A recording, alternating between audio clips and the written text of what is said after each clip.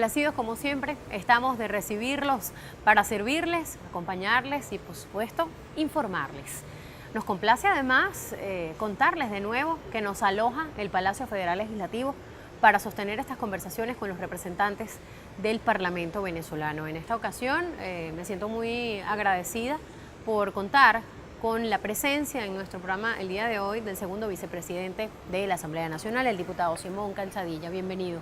Muchísimas gracias, el agradecimiento es todo mío por darnos la oportunidad de expresarnos y llegarle a ese hermoso y querido pueblo oriental de nuestra patria. Nosotros teníamos muchos temas en la agenda que, por supuesto, tienen que ver con el seguimiento a la economía del país.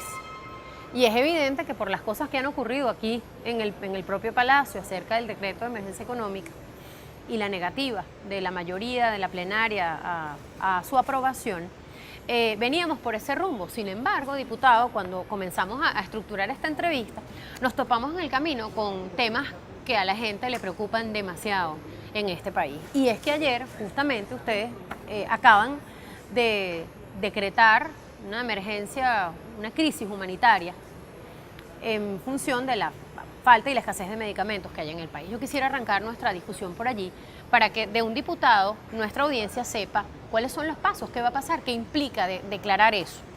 Bueno, mira, en primer lugar es una declaración para sensibilizar al país y a sus instituciones en la grave situación que está padeciendo el pueblo venezolano y que eso es expresión de la crisis económica que nos está afectando en aspectos demasiado relevantes para la vida del ser humano. No solamente la alimentación, que es un padecimiento que hoy todo el pueblo venezolano, indistintamente de su condición social, política, religiosa, está enfrentando vicisitudes terribles para adquirir los alimentos, sino también está un drama que cada día empeora, como es que los venezolanos no consiguen la atención médica oportuna para salvar la vida, no consiguen los medicamentos esenciales para sostenerse y para sobrellevar y combatir sus padecimientos, enfermedades. Y lamentablemente el gobierno por muchos años ha querido mantener esto oculto. Nunca esos temas tan sensibles e importantes para la sociedad fueron debatidos en la Asamblea Nacional. El presidente de la República, en su memoria y cuenta, y en todas las sistemáticas cadenas que ha dado en los últimos meses, no ha hablado qué va a hacer para solventar la crisis que tenemos en el sector salud y el problema grave de la inseguridad. Ayer también vimos el problema penitenciario, cómo nos hemos convertido en una vergüenza mundial en materia de inseguridad o de sistema penitenciario. Y también estamos dando el debate y estamos haciendo sugerencias y le hemos dicho al gobierno nacional las primeras medidas que debe asumir para detener el deterioro acelerado de la economía venezolana. Eso para nosotros... Es que no se pueden divorciar los temas. Cuando yo le propongo colear, por decirlo de alguna manera, el tema de la salud, precisamente porque está titulando todos los periódicos aquí y además ha generado muchísimo ruido fuera, en los medios internacionales, es porque, por supuesto, la gente está muy atenta a eso, pero no hay divorcio entre los temas. Esto esconde, por supuesto, una raíz que tiene que ver con el tema de las finanzas de nuestro país, de la economía de nuestro país. ¿Cuál es la receta? ¿Cuál es el consejo? ¿Cuál sería la propuesta para tratar de resolver eso? Porque cuando uno ve la foto, diputado, del puerto de La Guaira vacío, sin contenedores, la lectura es lo que viene va a ser aún peor que lo que hay en materia de escasez.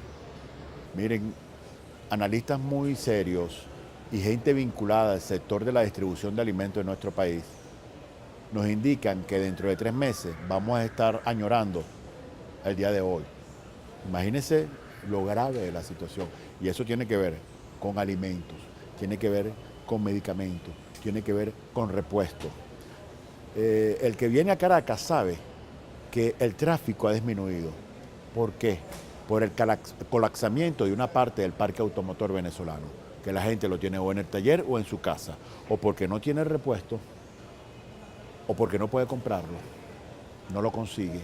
Pero eso también afecta ascensores, eso afecta el metro, eso afecta transporte público, eso afecta alumbrado. Es decir, todo el sistema con que funciona una ciudad está afectado por el problema económico, porque dejamos de producir lo necesario en Venezuela y incrementamos nuestras importaciones, aumentamos nuestra deuda, pero disminuimos nuestros ingresos de lo producido en Venezuela y caen ahora los precios del petróleo. Y tenemos que dedicarle una mayor cantidad a pago de deuda financiera, a pago de deuda comercial de proveedores que mandaron mercancía porque el gobierno se comprometió en liquidarle los dólares y no lo hizo, inclusive proveedores o productores de leche de Uruguay protestando porque el gobierno venezolano no les paga, y así están en Nicaragua, así están en Argentina, en Brasil, en Ecuador, y así pasa con muchos proveedores del Estado venezolano que el gobierno sencillamente no les paga. El gobierno no le ha dicho a los venezolanos qué va a hacer en los próximos días cuando le toque escoger entre comprar alimentos o pagar la deuda externa. Sostener los requerimientos de alimentos y de insumos para que el pueblo viva, para que funcione una ciudad y Venezuela, si la magnitud que se requiere para eso lo dedica de los recursos que hoy posee, no puede pagar ni la deuda financiera ni la deuda comercial.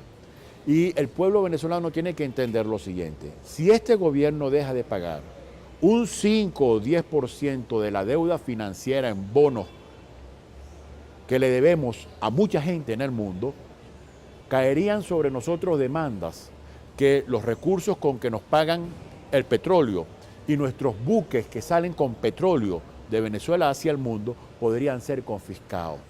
Es decir, la situación de nuestro país es de un colapso financiero absoluto en virtud de la caída de la renta petrolera y el incremento terrible de la deuda externa que hace que lo que hoy tenemos no nos alcance. Esa grave situación, el presidente de la República no se la ha explicado a los venezolanos. Yo le agradezco profundamente esta reflexión, porque quizás esa es la gran pregunta que se hacen los venezolanos. ¿Qué nos espera? ¿Cuál es el diagnóstico real de los diputados que elegimos para saber entonces qué van a hacer?